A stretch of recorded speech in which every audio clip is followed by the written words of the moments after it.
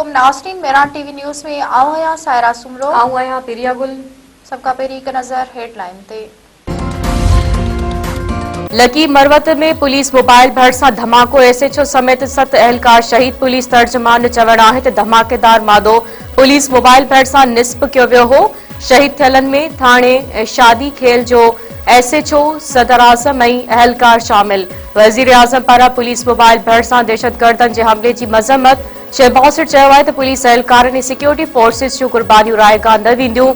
मुल्क मां दहशतगर्दी जे मुकमल ख़ात्मे लाइ पुरअज़म आहियूं। ईरान पारां अमरीका जे जंगी बेड़े अब्राहम लिंकन खे नुक़सान पहुचाइण जी दावा। पासदाराने इनक़लाब जो चवण आहे त एयरक्राफ्ट कैरियर यूएसएस जंगी बेड़े खे मिसाइल हमलनि सां निशानो बणायो पियो। ईरान जे सेंट्रल हेडक्वार्टर दावा कई आहे त इराक जे मज़ामती फोर्स अमरीका जो जहाज़ किराए तबाह कयो आहे। अमरीका जे सेंट्रल कमांड जहाज़ किरी तबाह थियण जी तस्दीक़ करे छॾी। इसराइल पारां ईरान मथां वॾे पैमाने ते नवां हमला शुरू करण जी दावा। तेहरान ऐं ॿियनि शहरनि में धमाका ॿुधिया विया। इसराइली फ़ौज चवण आहे त ईरान जे इंफ्रास्ट्रक्चर खे निशानो बणायो पियो वञे। ईरान जे एटमी प्रोग्राम जे अहम हदनि खे बि निशानो बणायो वियो आहे। अमरीका दिफ़ाई सिस्टम थाड ॾखण कोरिया खां इसराइल मुंतक़िल करे छॾियो। अमरीकी सदर डोनाल्ड ट्रंप चयो आहे त ईरानी हुकूमत जे अहम शख्सियतनि खे मारण अमरीका लाइ एज़ाज़ आहे। फ़ौजी, मुआशी ऐं ॿियनि तरीक़नि सां ईरान जी दहशतगर्द हुकूमत खे तबाह कयूं पिया। पंहिंजे बयान में डोनाल्ड ट्रंप चयो आहे त 47 सालनि खां ईरानी दुनिया में बेगुनाह माण्हुनि खे मारे रहिया आहिनि ऐं हाणे अमरीका उन्हनि खे मारे रहियो आहे, जेका एज़ाज़ जी ॻाल्हि आहे। वज़ीर आज़म जी सऊदी वली अहद सां मुलाक़ात मुकमल, यकजहती भरपूर हिमायत जो अज़म। शहबाज शरीफ जद्दा में वली अहद मोहम्मद बिन सलमान सां मुलाक़ात कई। नायब वज़ीर आज़म इसाक डार, फील्ड मार्शल सैयद आसिम मुनीर पिणु मौजूदु हुआ। खिते जी ताज़ी सूरतहाल ते ॻाल्हि ॿोल, खिते में अमन ऐं इस्तेहकाम लाइ गॾियल कोशिशनि ते इत्तफ़ाक़।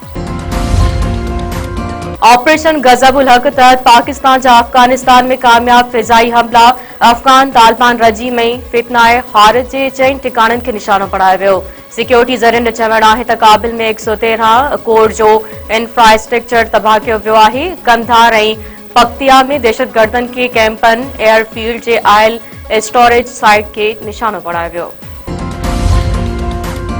सिंध जे नए गवर्नर निहाल हाशमी उहिदे जो हलफ़ खणी वरितो। सिंध हाई कोर्ट जे चीफ जस्टिस ज़फ़र अहमद राजपूत निहाल हाशमी खां सिंध जे 25हें गवर्नर जे उहिदे जो हलफ़ वरितो। गवर्नर सिंध जे हलफ़ बरदारी तक़रीब में वज़ीर आला सिंध सैयद बरात अली शाह, काबीना मेंबरनि ऐं ॿियनि अहम शख़्सियतुनि जी बि शिरकत। हैदराबाद में पेट्रोल जे अघ में वाध ऐं महांगाई ख़िलाफ़ गॾ गाॾनि ते रैली कढी अनोखो एहतजाज। कासमाबाद अवामी इत्तेहाद पारां प्ले कार्ड खणी गॾनि गाॾनि ते अलामती एहतजाज कयो वियो। अॻवाननि चयो आहे त महांगाई ग़रीब माण्हुनि जो जीअण जंजाल बणाए छॾियो आहे। पेट्रोल अघनि में वाध सां महांगाई जो नओं तूफ़ान ईंदो।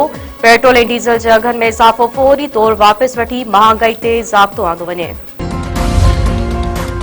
सिंध जे मुख़्तलिफ़ इलाइक़नि में योम क़ुदूस जे हवाले सां रैलियूं ऐं एहतजाजी मुज़ाहिरा। जेकाबाद, कंबड़, दादू, टंडोआदम, झोल, कुंदरी ऐं नसीराबाद में रैलियूं। सकरन, नौआबाद, नवकोट, दड़ो, नसीराबाद, गड़ी खेरो, डिगरी, ठरी मीरवाई, मिप माथिलो में रैलियूं कढी मुज़ाहिरा कया विया। रैलियुनि में औरतुनि ऐं ॿारनि समेत वॾे अंग में माण्हू शरीक। ईरान मथां हमलनि जी मज़म्मत, अमरीका ऐं इसराइल ख़िलाफ़ नारेबाज़ी। नंगा पाकर वेझो बदीनवासी नौजवान मुबैना तौर फाओ खाई आपघात करे छॾियो। 4 ॿारनि जे पीउ इकरामुद्दीन गुरगेज जो वण में फाओ खाधल लाश मिलियो। नौजवान नंगा पाकर वेझो घर भातियुनि समेत मज़दूरी कंदो हो। वाक़े जो कारण मालूम न थियो।